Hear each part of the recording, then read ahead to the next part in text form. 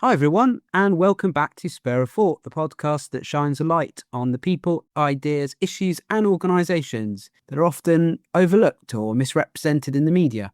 I'm your host, Tom Spare. This coming Sunday, the 1st of March, is St David's Day, a national day of celebration in Wales. To commemorate St David's Day, I've delved into the archives for this special edition of The Rewind, where I go about focusing on conversations I've had on Wales and St David's Day itself. In today's episode, you'll hear from Gwern Gwynfil, the Director of New Wales and the former CEO of Yes Cymru, Wales's independence movement. You'll hear from Will Hayward.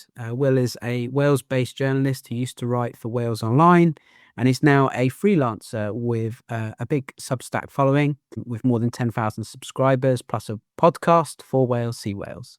And last but not least, Professor Laura McAllister and Lowri Roberts. Laura is Vice President of UEFA, Professor at Cardiff University, and former Wales women football captain. Lowri Roberts is a sports consultant, the interim CEO of Bristol City Women's FC, former head of women's and girls football at the Welsh Football Association, and also has worked for the English Football Association as well. All the clips played on this episode today are from spring 2025. So when a lot of guests are referring to last year, they're referring to 2024 and this year as 2025.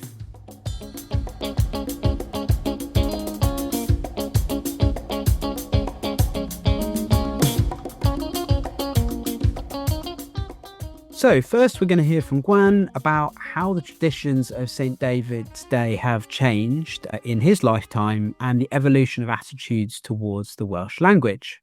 What was your experience of St David's Day growing up? And what's the experience of your kids with St David's Day? And is there a difference between those two experiences, do you think? So in the mechanics of it, not necessarily that much of a difference. You know, people get dressed up in the same kind of outfits. St David's Day, Dydd Gwyl is observed and noticed. People tend to wear daffodils now exclusively, whereas when I was small, particularly in teenage years, the boys were very keen on wearing leeks, big, massive leeks, and then to really annoy people, chew on them all day and breathe all over people, which was, you know, I don't think so much of that happens anymore. So in that sense, I would say the only thing that's different is that it's more observed now. So you know, as we've had the assembly, which is now the Senedd, there's a little bit more awareness and there's more confidence in embracing our Welsh culture and heritage. And it's in that sense that it has changed. It's in the attitude surrounding it that it has changed. So when I was young, there was still a lot of antipathy between the various parts of the Welsh communities. You know, there was a lot of defensiveness in the Welsh-speaking community because they felt that they were under constant attack. And there was a lot of defensiveness in the non-Welsh-speaking Welsh community because they felt that the Welsh-speaking community thought they were better than they were. And you had these splits that were quite deep and encouraged by external forces. You know, those wedge issues which can be played upon politically for political advantage and gain. And much of that has disappeared. And, you know, it's not just me saying that or feeling that in my own life. The data supports that. There was a very interesting poll out again, which reinforces a similar poll about a year ago and another similar poll about 2 years ago, showing that, you know, only 20% of Wales now have a negative perception of the Welsh language. It's pretty consistently, take out the don't knows, and you're pretty consistently up to 4/5 of Wales are supportive of the Welsh language and feel some sense of ownership of it. And I do think that for the Welsh-speaking community, some of whom can still be very defensive about things, they really need, and I was arguing this when in my 20s, very unpopularly, I could say. But I used to argue this quite strongly because if we want people to embrace our culture and embrace our language, we have to embrace them and we have to share those things with them. We can't hold it to ourselves. You know, we can't keep it as some kind of exclusive treasure for us or for the Welsh-speaking heartlands of Wales. We have to give it to everyone and really encourage them to embrace it as their own without any expectation of them necessarily learning to speak the language. And surprisingly, when there's no expectation, you'll find that more and more people will actually make the effort, even if it is just to say diolch yn fawr, shwmai, and be really proud of themselves when they do so. And we should give them that and really embrace the fact that they want to do that. And that's been a massive change. I mean, a huge change. I mean, we're nowhere near the levels of confidence we should have as a nation. You know, we're not like Iceland. I mean, if you want to see what a confident nation is like, talk to an Icelandic person. I was speaking to an Icelandic journalist, actually, a chap called Helgi. And I remember asking him, Helgi, could you put a man on the moon? And he went, yes, of course.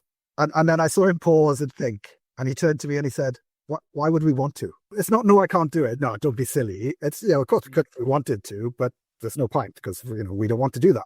And that's not a conversation you could ever have with a Welsh person. It should be. Yeah. And because I remember watching a talk with Laura McAllister, and she was talking about small poppy syndrome and Welsh confidence and I suppose we can talk about this in a minute but the metrics, there's a lot of negative metrics that we can say about Wales in terms of education outcomes, but also how it punches above its weight in a lot of areas, which can be quite surprising too, and has the potential for growth in those strengths. But also in the Welsh language, when I first came to Wales over a decade ago, I did feel a pressure. I was nervous about even trying to speak the Welsh language. Even in the basic stuff, Borodar or Prynhawn Dar or Nostar, that's changed over time, and I think it has become, even in the years that I've been here, more integrated into wider society. There's been lots about signs on roads and signage generally, but even just hearing it around announcements for the train, which can be a bit disorientating to start with when you first arrive. When I first arrived in Cardiff, not sure, I'm having to wait a little bit to work out where I need to go. Every time you come to Wales, it's like going on a proper holiday, if that's the case.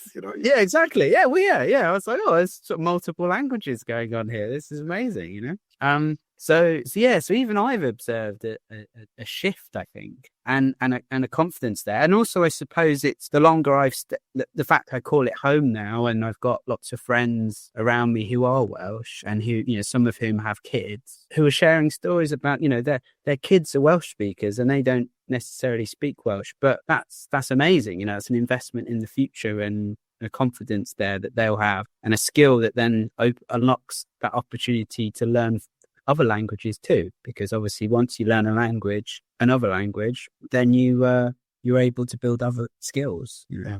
My grandfather was a professor of education in Aberystwyth University, and sadly he died when I was about 3. But one of his passions and one of his main work streams was to travel across Europe, crisscross Europe, and help set up various long-term studies with enormous cohorts, some cohorts of over 100,000, of the impacts of bilingual education on lifelong outcomes. And many of those have been reporting in the last few decades. And what all of that data is showing very clearly and very categorically is that a bilingual education gives you enormous benefits throughout your life. Absolutely enormous. And the younger that can start, the better. So if you can grow up with 2 languages before you're 5 years old, the impacts of that and they're massive. They're massive positive outcomes across life. And it was really interesting that in the 90s, when those studies were halfway through, they appeared to show that there were detrimental impacts, particularly in teenage years, and that people who were growing up speaking 2 languages were having lower educational attainments around the age of GCSEs for us in this country. But and obviously there was a huge amount of anti-Welsh stuff which picked up on this. But as that cohort progressed and went through, by the time they got to 18, 19, 20, they were all outperforming their monoglot peers who had been outperforming them 3 or 4 years earlier, because their minds had finally sorted out that extra language issue, and suddenly they now had more elasticity, more skills. They were much better at thinking laterally and creatively. And those studies now, I mean, it's categorical. It's a bit like the man-made climate change argument. You've got 1 or 2 people who might argue against this enormous body of data, but that kind of bilingual education is a huge plus. And for me in Wales, it's one of our failures particularly in the education sector, to have not made that argument and made it clear to the people of Wales that all 500,000 of our children in Wales should be having a fully bilingual education from the age of 2. And we should be really making sure that we can do that. And I know there's lots of problems about not enough teachers who speak Welsh, but you know, problems are problems. You find solutions, don't you? And we've lost the ability to do that in Wales. And we'll talk about it later. You referred to, you know, Wales punching above its weight. Well, if we look historically, I mean, that is true in absolute space. You know, honestly, we have always been an incredibly impactful nation for our size and for the fact that, given that, you know, we haven't even been sovereign for the last 700 years. Could you tell us a few factoids about Wales and some things that might surprise our listeners? Wales is the earliest nation in Europe to have recorded, codified laws. So the laws of Hywel Dda in Wales is the earliest written system of codified laws. And what's particularly interesting about the laws of Hywel Dda, and what speaks to that difference in culture between the Anglosphere and a nation like Wales, is that if you look at the laws of Hywel Dda, they are incredibly equal and egalitarian. They give pretty much equal status to women as men, you know, with very little. So a woman can happily divorce a man for domestic abuse, for example. A woman could just divorce a man, which is, you know, this is 1,000 years ago and more. On the other hand, a man is allowed to divorce his wife if she disparages his beard, which is one of my favorite laws in there. But it's very equal. And even when it comes to provision for the separation of wealth between partners, you know, that egalitarian, equal sort of sense that there is no difference between men and women, or indeed, particularly between a werin bobl, the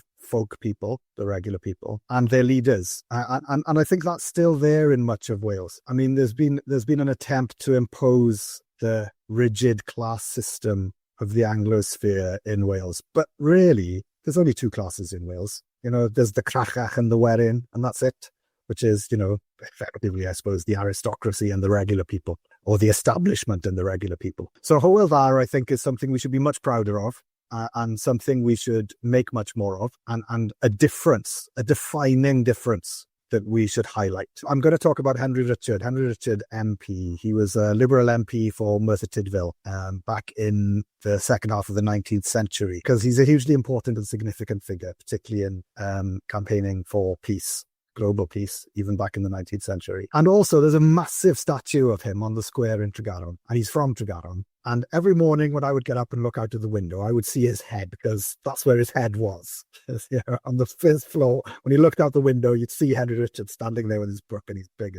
But Henry Richard is important because he was the secretary of the Peace Society for almost 40 years. And during that time, he crisscrossed Europe, campaigning for peace and creating networks of like-minded people. He, in his lifetime, was called the Apostle for Peace. And there is a very decent argument to be made that it's his work that laid the foundations for what became the League of Nations and then subsequently the United Nations. And because the 19th century was such a small place, with individual figures being so important and significant, you could make a very cogent argument for Henry Richard being the father of the United Nations. And yet we do none of that. And he's a forgotten guy from Tregaron, which is mad, absolutely mad, you know. And he's not the only one. You know, Robert Record invented the equals sign. How many kids get to hear that in maths when they're in primary school?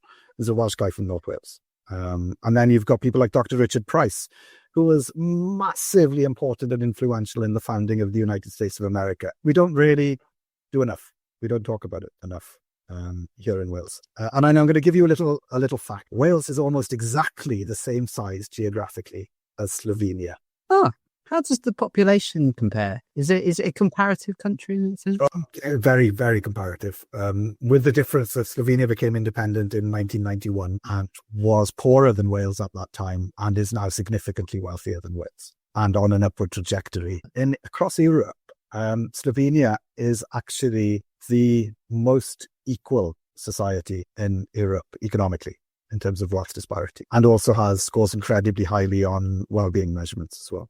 I have to go on holiday to Slovenia. No, you should definitely go on holiday to Slovenia. It's meant to be great. My brother's been there and he keeps telling me I should go, and I'd love to go. Another interesting thing about that is, it's been 34 years since they became independent. In that time, they've had centre-left governments, they've had centre-right governments, they've had the usual political scandals, corruption, all of those different things. And yet, despite all of that, despite all of those regular political shenanigans, they have still managed to flourish as a nation and to, improve the quality of life of the people of Slovenia, the general wealth and well-being of the nation. And part of that, I think, is just because within Slovenia, there's a shared vision of what Slovenia wants to become when it grows up. Something Wales does not have. Yeah, in 1997, Wales voted by the narrowest of margins on a really small turnout too. I mean, basically, you've got 25% of the population or 25.1% of the population voting yes for devolution. So creating for the first time in centuries a Welsh legislature. And then in 1999, the Welsh Assembly opened and has since renamed the Senedd. And for our listeners who might not be aware, what is the purpose of the Senedd and what are the devolved powers given to the Welsh government? I say given, that's a telling sign in itself. But yeah, what are the powers? So obviously, there's a lot to cover there. So I think I'll stick to headlines. So the Senedd, what is now the Senedd, is an evolution of what was the Assembly. And the Assembly really didn't have a great deal of power. We need to understand this. There was an awful lot that it could not do. The Senedd can do a little bit more. Obviously, there are devolved areas, the highlights of which are probably health and education, culture and a few other things, but the truth is patchiness of devolution, in stark contrast to the Scottish settlement, which started off at a much higher level with much more devolution of power and has since gained even further devolution of other powers because so many things are out of its purview and out of its control. And an awful lot of things don't work for that very reason, because you have a very disjointed way of implementing change. So it's like having a jigsaw where the pieces don't match. You're never going to be able to finish that puzzle or make that puzzle even look half decent because you haven't got all the right pieces to put into it.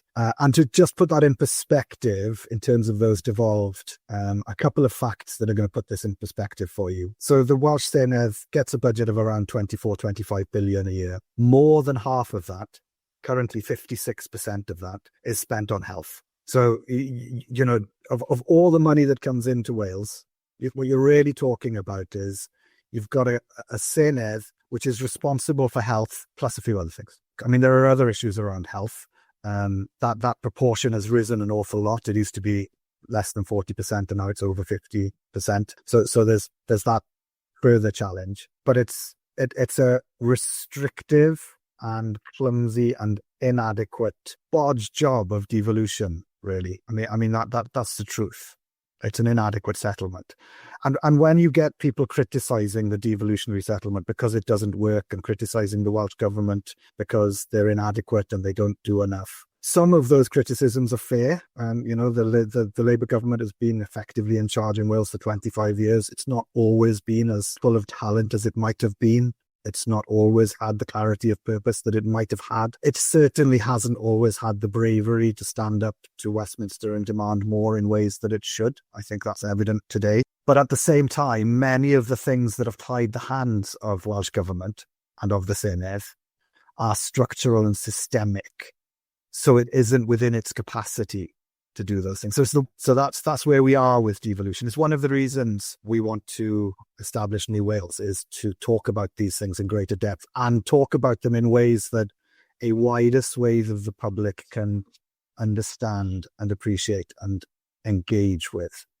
I don't think this is definitely a failing of Welsh government and of the Senedd across the entire 26 years now. They have never, ever truly put their minds to communicating to the Welsh public what they do, how they do it, and what they can and can't do well. And that lack of education is really showing 26 years on. Here's the journalist Will Hayward talking about the working knowledge of the Welsh political system by the people living in Wales.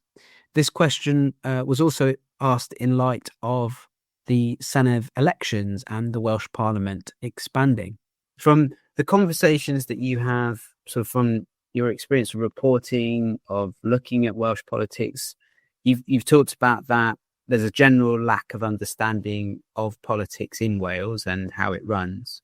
What's the views, do you think, of the feeling more broadly about that expansion of the Senedd and people's understanding of it? In terms of people's understanding of the Senedd, I think it's very, very, very, very, very, very low. I think the average member of the public doesn't really know how it works. I think some people do. I think most people don't. I think with regard to the changes, I think that is going to be very confusing to people, because I think sometimes I listen to some of the parties and I feel like they don't know. It's gonna be really tough for Labour, the new system. They've kind of made a system which kind of screws them, which is bizarre. A bizarre position to put yourself in. They have. So yeah, I think it's going to be confusing, because people who do vote in Senedd elections, which is less than 50% of all eligible voters, they're used to the previous system where you vote for a regional and a constituency MS, whereas now you are going to be voting for just one on a list, and you'll get 6 members representing your area. So it's interesting. It's going to be interesting to see how that falls. But I mean, it's a proportional system now. If we get 40% Labour votes, we should get 40% roughly of the MSs. So it's going to be reflective of people who decide to vote in Wales, at least. Gwern had a final thought on the British Parliament's views of Wales. Wales is an afterthought if you're in Westminster. You've got plenty to think about. You've got 650 MPs and a nation of 55 million people in England to deal with. And 3 million people out in the Western fringes. Oh, God, they're just causing trouble again. So you don't deal with it or address it. And you're not going to deal with it or address it until that 3 million people start to cause you trouble by being rude and obstreperous and insisting and, not behaving.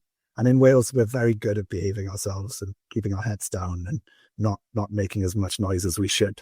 Now back to the conversation with Will. When I was conducting my MA research, I found a stat that's about 20 years old. So this information's a bit out of date, but it's a bit different now. That suggested 85% of all news consumed in Wales was produced in England. Could you sort of give us a sort of an overview of what the media environment is like in Wales, and what are the news sources that people go to in Wales generally?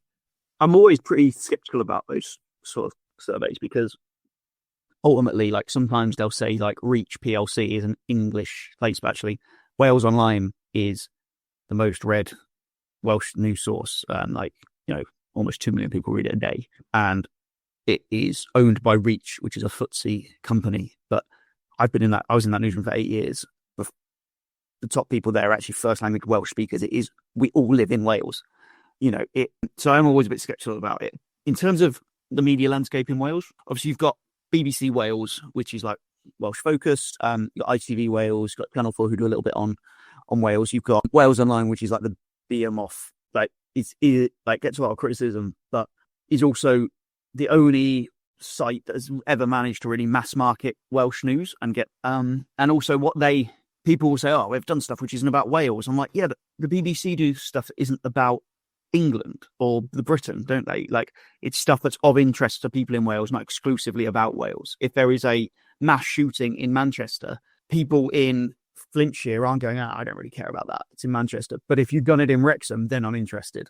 It isn't just how it works. So got WalesOnline, you've got smaller publications like Nation Cymru, and then you've got Welsh language publications, and then there's some regional titles all over Wales, some hyperlocals, there's sort of things like the Caerphilly Observer. But there's not a huge media landscape with regard to political coverage. And what I'd say is there's not a diverse range of political coverage, which is what I left WalesOnline and I became I'm a columnist, a Welsh columnist to The Guardian, but my main income is through my newsletter, and that newsletter is positioned as kind of high-end political analysis on Wales and Welsh issues done accessibly.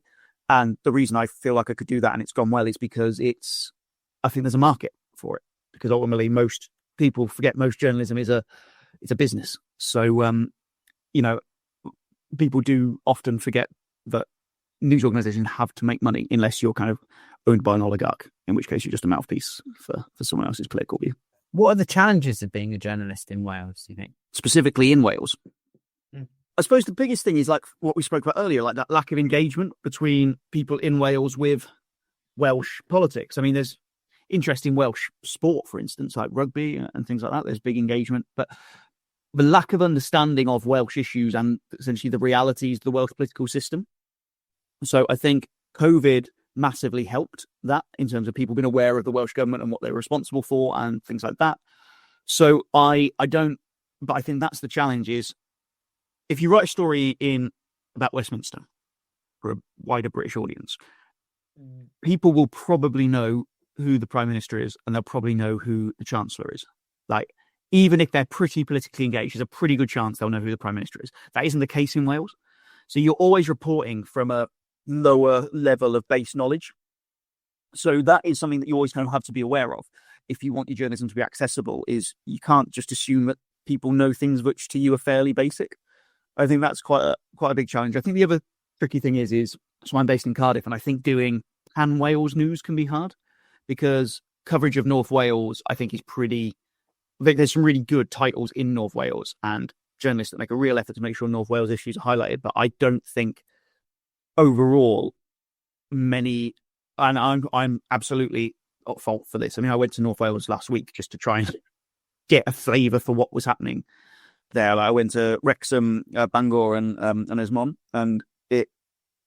but I think that is probably one of the tricky things is that the centre of gravities for different parts of Wales are different. So the gravity of North Wales is towards Merseyside, especially in the east of the northeast of Wales. So I think that is another challenge of covering Wales.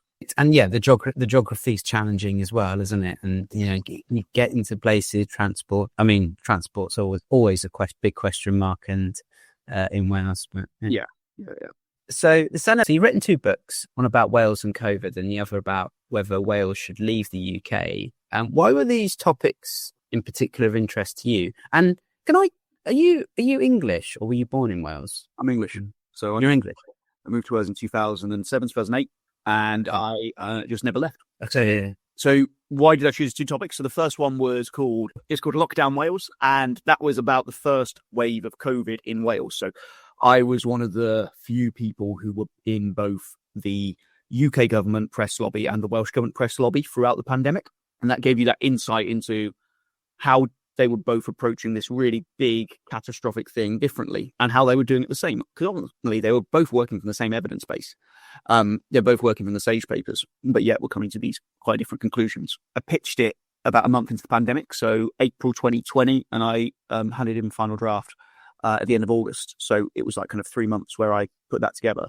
And it was kind of a first draft. It was a kind of classic first draft of history thing. Like looking back, I'm like, oh God, I could do that so much better now. But it was like important, and it was important for me at the time, and I think it was useful. The second book was, I'm still very proud of, was called Independent Nation, and it looked at Welsh independence, and it assessed, people look at Scottish independence in a much more like serious way than they ever have Welsh independence. So there's like lots of studies done. Like there's really very little out there about Welsh independence, but people were talking about it for the first time. It was like the rise of Yes Cymru. It was just after Brexit. It was just after COVID.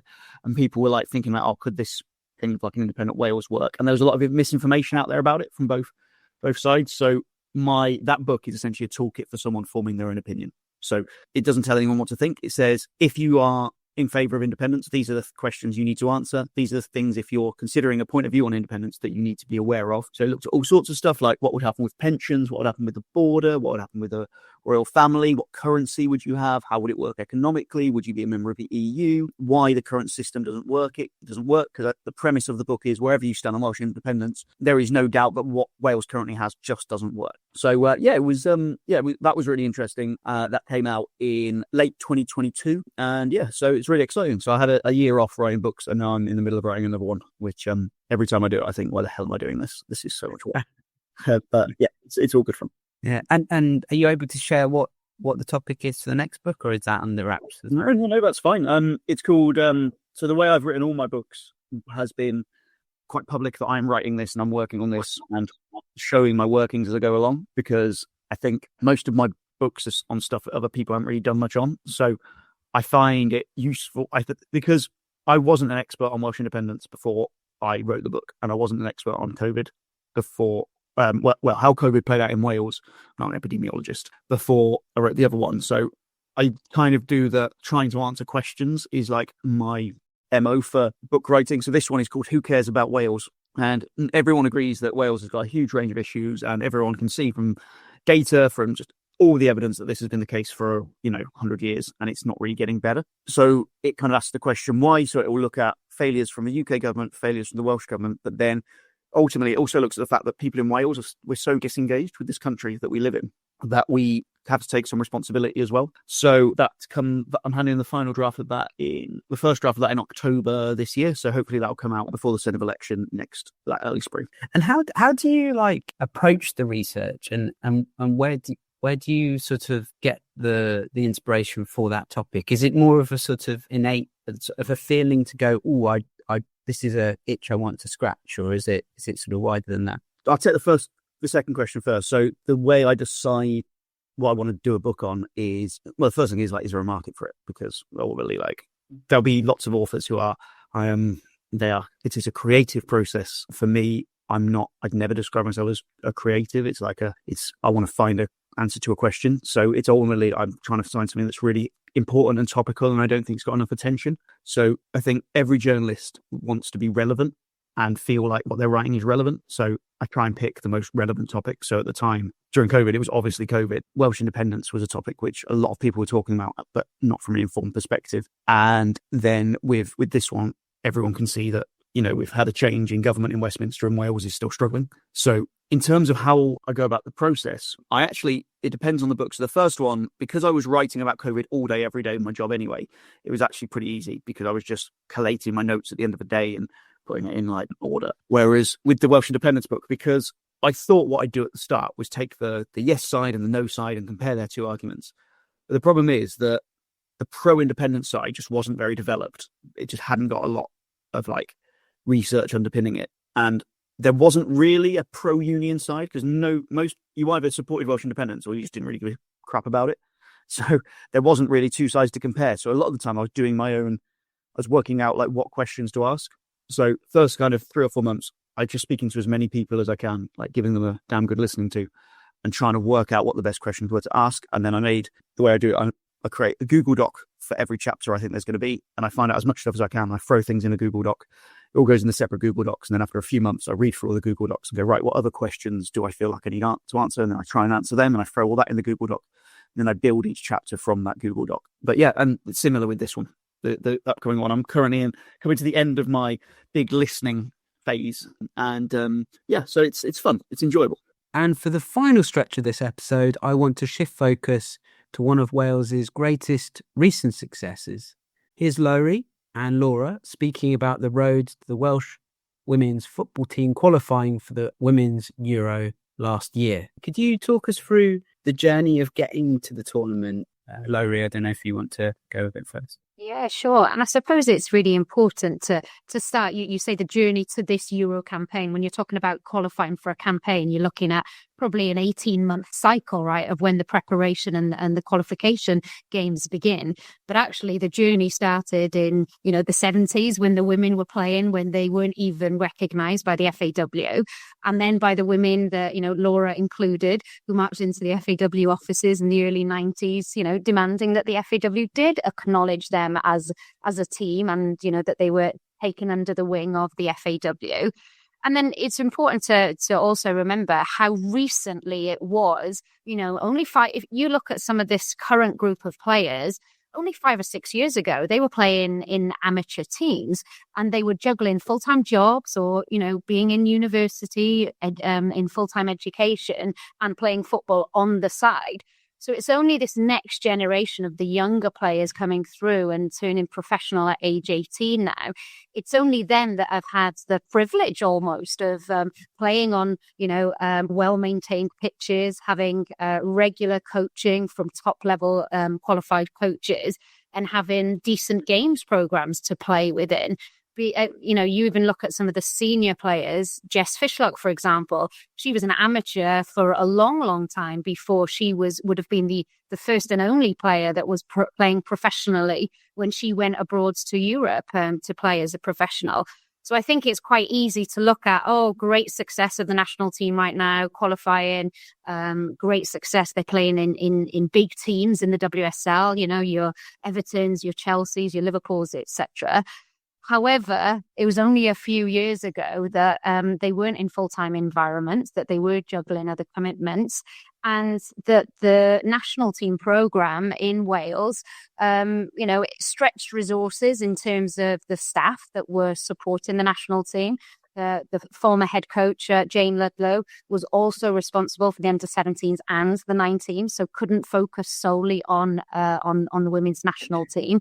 Whereas you can't believe that, that was only 4 years ago. That's quite unbelievable to recognise that. So I think it's amazing that they've now qualified for the first time, but I think we need to remember the journey and the very recent history of what's happened in the last five years in particularly. And Lowri's had a role in that as well. It's important to say, because when we'd never had a head of women and girls football before in Wales, which we should have had, clearly. But when Lowri came in, she was able to strategically plan for how we got to a major tournament. We were asking her to do a lot, in fairness, like we asked Jane Ludlow to do a lot, because we didn't have staff doing the elite side and the grassroots side and the marketing, the fans development. And we didn't have that. We simply had Lowri, who had to manage all of that and beg, steal and borrow from other staff to make sure that we delivered on it.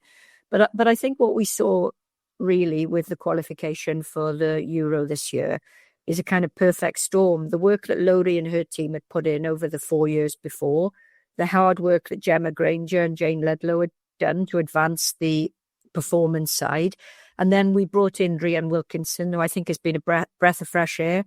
She's got such tournament experience herself as a player and as a coach. And she got us over the line, with a real kind of commitment to that final stage. But I mean, everybody who's contributed to the journey, as Lowri said, should be congratulated for getting us there. No one person has done more than anyone else. We look back to the pioneers in the 70s and 80s, and those women were phenomenal because they were doing it against the odds. They were organising themselves, paying for themselves, training themselves, finding their own kit. Then there was, my generation in the 90s and 2000s who the first teams to play under the auspices of the FAW.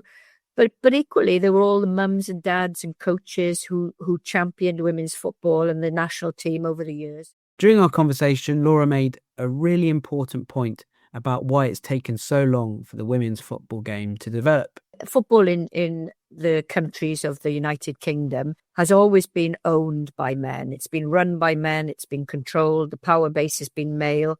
And it's not as if they've been benign towards women. They've actually been negative towards women because, there was a 50-year ban, as we all know, for, which stopped women from playing on any official football association, wherever that was, Wales, England, Scotland, pitches. So men's interventions in the game have actually been massive, massive breaks on women being involved. They haven't just been neutral, they haven't just sort of not done anything positive. They've done a lot negative. And that needs saying, actually, because I think sometimes people think, it wasn't anybody's fault that women's football has faltered. Well, yeah, it was actually. It was the fault of men who couldn't bear the thought that women could be part of a game they felt they owned.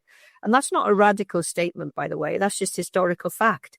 So I think for me, that kind of, jaw-dropping moment in the US made me realise how much cultural investment we needed to make in changing attitudes and perceptions and stereotypes of football here. And I didn't realise about that. I mean, I'm completely ignorant about this, Laura, that, the 50-year ban. Could you explain that for listeners? Yeah, I mean, look, in a nutshell, it ran from 1921, didn't it, Lowri, to 1971. It was a reaction to women's teams playing in that interwar period when, Dick Kerr ladies, other clubs were formed from women who worked in the factories, the ammunition factories particularly. And they were because, of course, most men were out fighting in the war. They drew really big crowds, Goodison Park, I think it was about 58,000. And Preston and other crowds.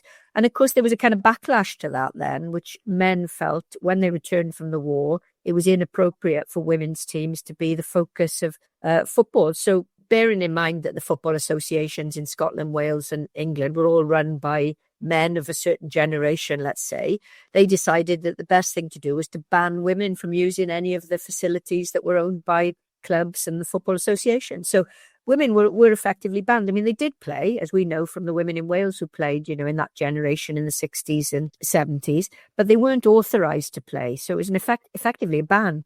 So, I mean, when people say now, you know, women's football shouldn't be invested in financially in the way it is because it isn't a viable business, the obvious retort to that is to say, well, if you banned a business or you outlawed a business for 50 years, starved it of investment, didn't allow it to happen in any shape or form, how on earth did you expect that business to grow? So, of course, you've got to compensate a sector like women's football because it hasn't had an opportunity to develop in a natural way. Personally, I'm always a bit disappointed if you draw England, you know, in any tournament because there's a lot of circus around it.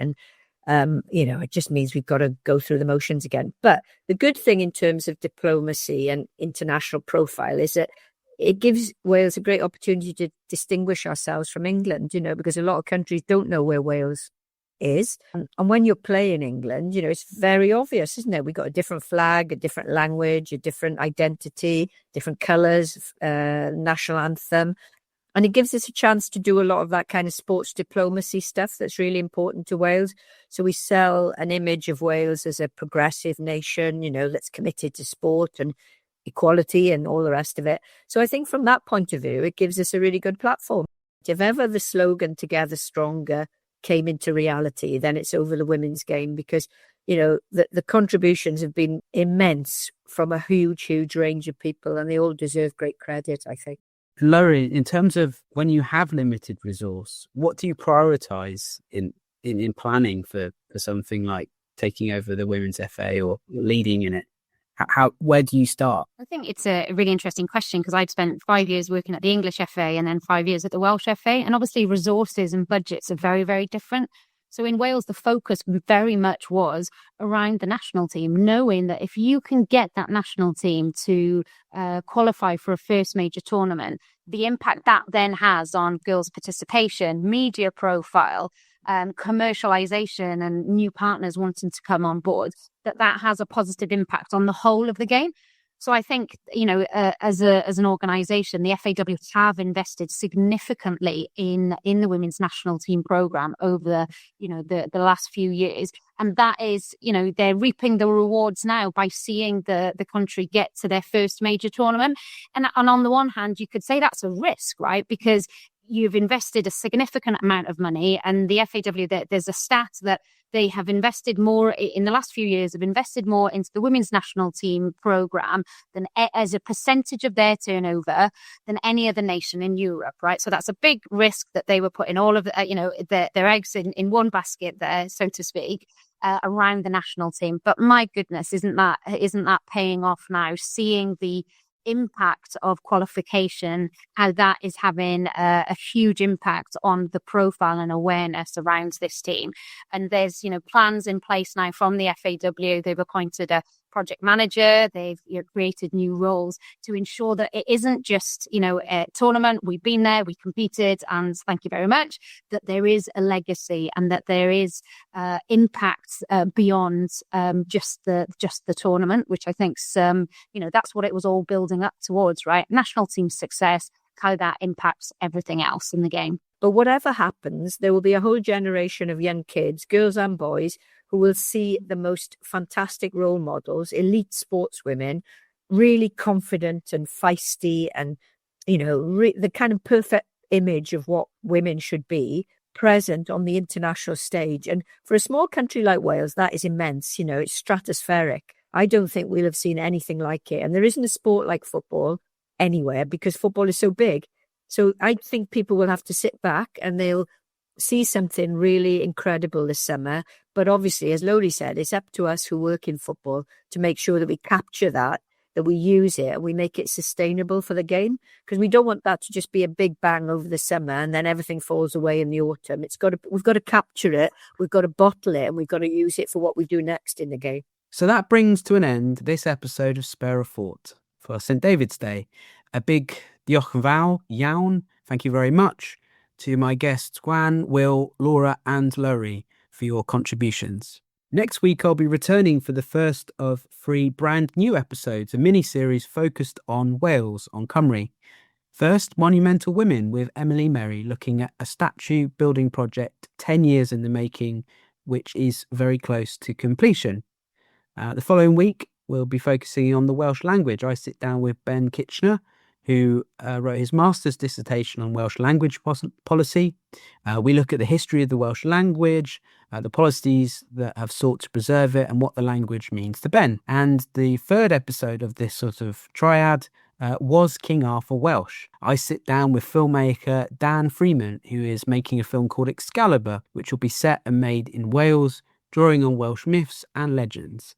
And he's demonstrating an innovative funding model which has sort of garnered the interest from big-time Hollywood producers. These episodes will be released weekly from Tuesday the 3rd of March. Let's see it as a continuation of St. David's Day well into March. If you want to get more content from me, you can find exclusive insights and behind-the-scenes stories and extended reflections by subscribing to my Substack, which is also linked in the show notes. Before we wrap up, I have a quick favour to ask. We're running a listener survey to help us understand what you love about the show and how we can make it even better. Please complete this survey once for each podcast you've listened to on the Be the Change Media Network. If you've listened to more than one of our podcasts, please complete separate submissions for each show. As a thank you, each completed submission will count as one entry into a draw to win one of 3 £50 gift cards to a business of your choice. Please complete the survey only for podcasts you've listened to. Your honest feedback helps us improve and grow. The survey closes at 11:59 p.m. on the 4th of March, and you'll find the link in the show notes.